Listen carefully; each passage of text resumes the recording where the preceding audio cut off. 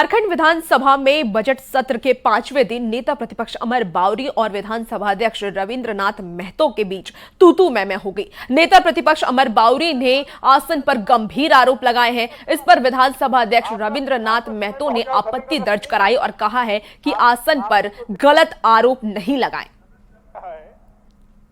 झूठ को केक करके जाना है तो आप रिकॉर्ड बना लीजिए। बोले एक जन पूछेगा, एक जन बैठ जाएगा, हाँ या ना में हो जाएगा। आपको बुझाता है, आपको बुझाता है कि हम छू करके जा रहे हैं? नहीं, आपको बुझाता है। मैं आप एक बात बताइए, आप जो कह रहे हैं, आप एक बात बताइए, आप छू करके जा रहे हैं, मतलब बुझाता है। आप जो अगर छू करके जाते तीसरे माननीय सदस्य को बोलवाने का काम नहीं करते, छू के चले जाते, आपको भी बोलने का मौका नहीं देते। ऐसा नहीं, ऐसा नहीं, इस तरह आसन पर आरोप मत लगाइए। हम तो समाधान चाहते हैं, हम तो सब नहीं। देखिए वीर जी, माननीय नेता प्रतिपक्ष है, इतनी हल्की बात नहीं बोलना चाहिए। हमारा क्या कसूर है? आसन का क्या कसूर है? आसन का तो कसूर हम तो उनको बोलने के लिए दिया। बोलिए, आप मेरी बातों सुनेंगे, आप अपने ही बोलते रहेंगे। एकदम सुन रहे आपका बात, बोलिए बोलिए। सदन में नेता प्रतिपक्ष अमर बावरी ने गंभीर मामला उठाया है और कहा है कि आदित्यपुर में पानी नहीं मिलने पर वोट नहीं देने का बोर्ड लगा दिया गया है। इस पर संसदीय कार्य मंत्री आलमगीर आलम ने कहा है कि L&T सहित दूसरे कंपनी के से पत्राचार किया जाएगा। इसके साथ ही संसदीय कार्य मंत्री ने 3 सदस्यों की कमेटी बनाने की घोषणा भी की है। कार्यालय पर धरना और प्रदर्शन किया था। राम जी का ध्यान आकर्षण। आदित्यपुर में भी समस्या है, आपको चास में भी समस्या है, और ये जुटकोक से जितने भी काम है, क्योंकि मैं प्राकलन समिति में भी था और लोक लेखा समिति में भी था, दोनों में मैंने इसके जो गंभीरता को देखा है और समाधान नहीं हो पाता है। और डेट जब आप दबाव बनाते हैं तो डेट दे देता है। जुटको के पदाधिकारी कहीं से भी अपने ऊपर अकाउंटेबिलिटी नहीं लेते हैं। उनका कहना है कि मैंने तो टेंडर कर दिया, अब जिसको करेगा ना L&T करेगा ना और बड़े जो सापुर जी और कितने बड़े बड़े कंपनियां वो करेगा, वो कर नहीं रहे।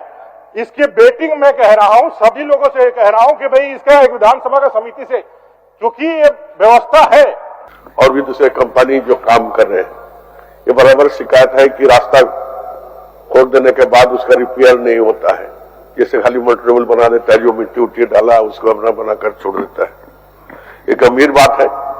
सरकार निश्चित तौर पर आज सदन में जो चर्चा हुई उस पर संज्ञान लेते हुए सारे कंपनी से पत्राचार कराकर जो अभी मैंने नहीं हो पाया उसको करने का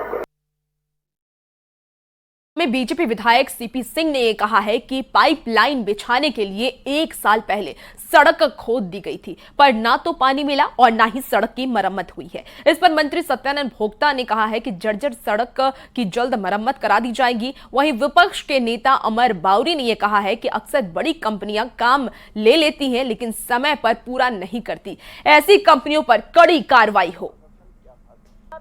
कि 1 साल पहले भी मैं जब प्रश्न किया था अध्यक्ष महोदय, वो सड़क कोड़ी गई थी, वो आज उसी स्थिति में है। आप कह रहे हैं मोटरेबल किया गया जाता है, अरे भैया वो भी जानते हैं मोटरेबल का अर्थ इनका ये हुआ अध्यक्ष महोदय कि जैसे पाइपलाइन बिछा दिया, नीचे से पत्थर वगैरह जो भी निकला, मट्टी वगैरह जो भी निकला, उस पर उसे वो भर के अब चल दिया अध्यक्ष महोदय। That is called motorable. तो आपको वहां पीसीसी ही बना देना है उस सड़क को जहाँ कोड़े थे। इसके अंतर्गत रांची शहर के सभी वार्डों में, सभी मोहल्लों में पेयजल आपूर्ति की जानी है अध्यक्ष महोदय। तो उसके लिए अध्यक्ष महोदय कोई छोटा 10 किलोमीटर 5 किलोमीटर की बात है नहीं अध्यक्ष महोदय। जैसे जैसे खुदाई हो रहा है, पाइप बिछाई जा रही है, सड़क कालीकरण वहाँ कालीकरण, जहाँ पीसीसी वहाँ पीसीसी किया जा रहा है। अब पूरा रांची शहर में करना अध्यक्ष महोदय, एक मोहल्ला के बाद एक टोला के बाद तो नहीं अध्यक्ष महोदय। बड़ी बड़ी कंपनियां ले लेती है लेकिन यह काम नहीं करती है, और हम उसको एक्सटेंशन देते हैं। आदित्यपुर अभी माननीय मुख्यमंत्री जी का वो गिरी क्षेत्र हो गया है, वहां पर भी पीने का हाहाकार है, अभी से लोग वोट बहिष्कार का चिंता कर रहे हैं। मेरा कहना है ऐसे सारी कंपनियों को डिबार करना चाहिए। जमशेदपुर से फरार करोड़ों के जीएसटी घोटाले के आरोपी को जीएसटी विजिलेंस की टीम ने कोलकाता से गिरफ्तार कर लिया है। आरोपी शिव कुमार देवड़ा पर दर्जनों कंपनियों ने फर्जी बिल बनाकर जीएसटी में धांधली करने का आरोप भी लगाया था। आरोपी पर करीब 150 करोड़ से ज्यादा का घोटाला करने का यह आरोप है। हालांकि कई लोगों को पहले भी टीम ने गिरफ्तार किया है, जिन पर 100 से अधिक कंपनी बनाकर जीएसटी घोटाले के आरोप है और करीब 20 कंपनी से आरोपी शिव कुमार जुड़े हुए बताए जा रहे हैं। वहीं मामले को गंभीरता से लेते हुए टीम का गठन करके आरोपी को कोलकाता से गिरफ्तार कर लिया गया है।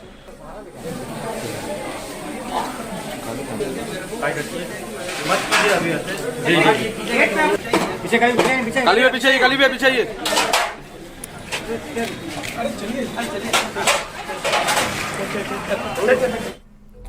और पाकुड़ से इस वक्त की बड़ी खबर सामने आ रही है, जहां सीमेंट कारोबारी की बेटी से ठगी की गई है। 89,000 रुपए की ये ठगी की गई है। कारोबारी सुरेंद्र भगत की बेटी से ठगी हुई है। अमरापाड़ा मुख्य बाजार की ये घटना बताई जा रही है, जहां सीमेंट खरीदने के नाम पर ठगी की गई है, तो अज्ञात के विरुद्ध में थाने में प्राथमिकी दर्ज की गई है। पाकुड़ से इस वक्त की बड़ी खबर बता रहे हैं, जहां सीमेंट कारोबारी की बेटी से ठगी हुई है।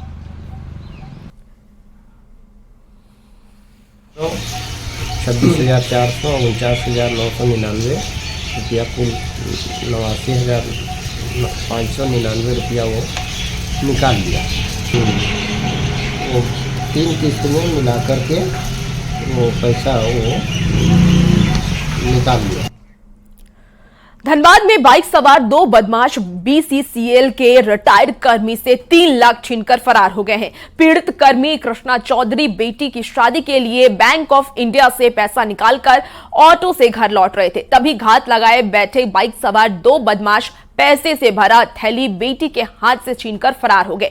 वहीं बदमाशों से छीना झपटी में बीसीसीएल कर्मी की बेटी सड़क पर गिरने से घायल हो गई है। सूचना के बाद पहुंची पुलिस मामले की सख्ती से छानबीन में जुट गई है।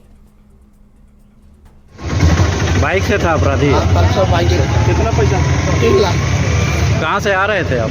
अब क्या क्या है उससे भी बता दे रहा है। कौन बैंक से आ रहे थे? Bank of India. बाटा मोड़ वाला। ये गिर गई कैसे? इसी को छीना जीत रहा था, बहुत भी तक। पलामू की लाइफलाइन कही जाने वाली कोयल नदी पूरी तरीके से दूषित हो चुकी है। नदी के किनारे नगर निकाय की ओर से कचरा फेंककर नदी पर्यावरण के साथ खिलवाड़ किया जा रहा है। कोयल नदी में शहर के नाला का पानी गिराया जा रहा है। इससे नदी का पानी प्रदूषित हो रहा है और मरीन ड्राइव पर सुबह टहलने वाले लोगों को भी बदबूदार पानी से काफी परेशानी होती है। ज्यादा जानकारी दे रहे हैं हमारे संवाददाता नीलकमल। इस वक्त मैं मौजूद हूं मेदिनीनगर शहर के लाइफलाइन माने जाने वाली कोयल नदी के तट पे। आप ठीक मेरे पीछे देख सकते हैं कि किस तरह से कोयल नदी को पूरी तरह से दूषित किया जा रहा है और इसके पीछे एक बड़ा कारण है कि इस पूरे नदी का जो तट है, कोयल रिवर फ्रंट का जो तट है, कई ऐसे बड़े नाले इसमें कनेक्ट है, जिसकी वजह से शहर का जो कचरा है नाला के माध्यम से इस नदी में प्रभावित होता है। यही वजह है कि जो मॉर्निंग वॉक करने वाले लोग होते हैं, सुबह में जब नदी के तट पे आते हैं तो नाला का गंदा पानी और ये दूषित नदी का बदबू से उन्हें परेशानी होती है। लगातार शहरवासी नगर निगम से मांग करते आ रहे हैं कि इस पूरे मरीन ड्राइव से जुड़ा जो भी नाला है उसे बंद किया जाए या फिर उसमें जो है नेट लगाया जाए, उसके लिए ट्रीटमेंट प्लांट लगाए। यही वजह है कि शहरवासी लगातार मांग करते आ रहे हैं कि नदी के साफ सफाई पर विशेष ध्यान दिया जाए और प्रशासन को ध्यान देना चाहिए, क्योंकि अभी चुनाव नहीं हुआ है। इसके चलते यहाँ के वार्ड परिषद, नगर निगम के जो चुने हुए नेता होते हैं वे अभी देख रेख नहीं कर रहे हैं। तो इस पर प्रशासन को प्रशासनिक व्यवस्था को इसको सुदृढ़ बनाना चाहिए। तो बाजार साइड का जो नाला है, इसको नाला इस कोयल नदी में बहा दिया गया है।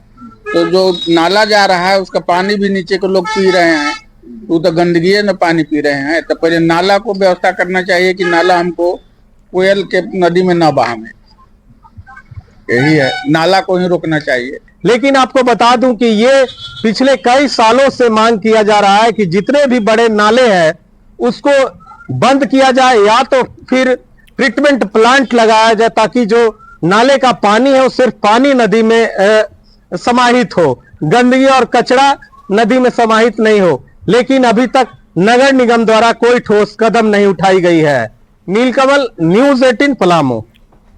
सिमडेगा के बंद पड़े सरकारी स्कूल में काफी मात्रा में रखी अवैध लकड़ी को वन विभाग ने बरामद कर लिया है। गुप्त सूचना के आधार पर वन विभाग ने कार्रवाई करते हुए करीब 3 डंपर और 2 छोटी गाड़ी जलावन की लकड़ी को जब्त किया है। वहीं मामले में सख्ती दिखाते हुए वन विभाग आगे कार्रवाई कर रही है।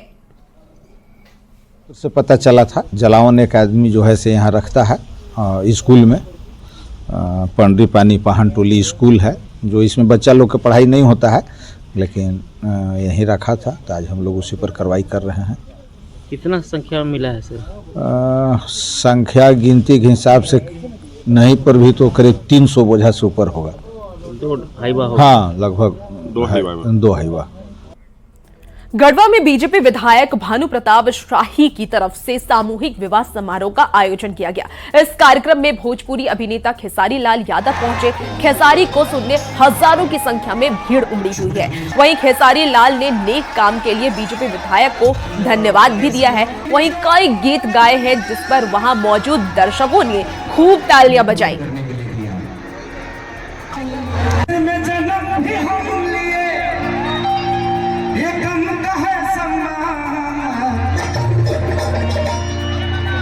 जय श्री राम, बोलो जय श्री राम, जय श्री राम।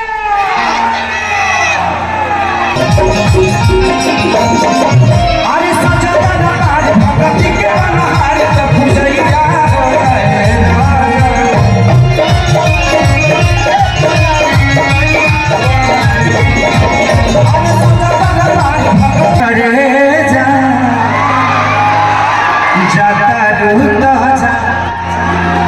कि मारी लटका दे के झटका निकल